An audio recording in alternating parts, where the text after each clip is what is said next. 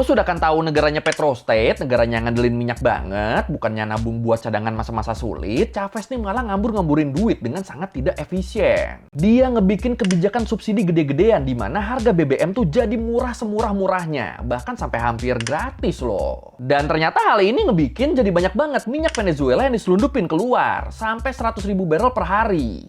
Diselundupin sama warga negara mereka sendiri, saking murahnya. Jadi gara-gara harganya murah banget nih, minyaknya sama orang-orang jadi dibeli banyak tuh, bahkan sampai diperbutkan buat diselundupin lagi keluar dengan harga yang lebih mahal. Terus selain itu, pemerintah Venezuela juga tuh mereka tuh ngasih subsidi listrik yang gede banget loh. Ya pokoknya PDB negaranya tuh jadi terkuras 10% lah, cuma buat subsidi besar-besaran ini, yang sebagian besarnya malah diselundupin lagi. Dia tuh menasionalisasi lebih dari 1.000 perusahaan dan jutaan hektar lahan milik pribadi. Jadi orang sana kalau ada yang pengen usaha, pengen jualan gitu, itu harganya bener-bener ditentuin tuh. Harus sama rata semua.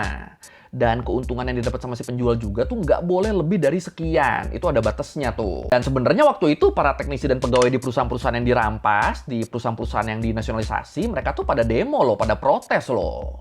Protes dengan cara mogok kerja.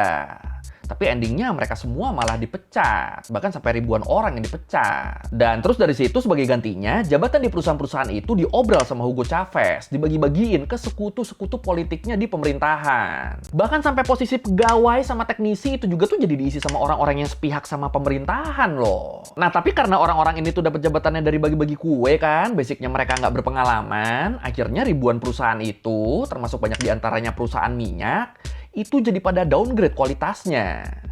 Minyak yang dihasilkan sama Venezuela tuh jadi berkualitas rendah karena diolah dengan buruk. Oh, ternyata bagi-bagi kue tuh seberbahaya itu ya.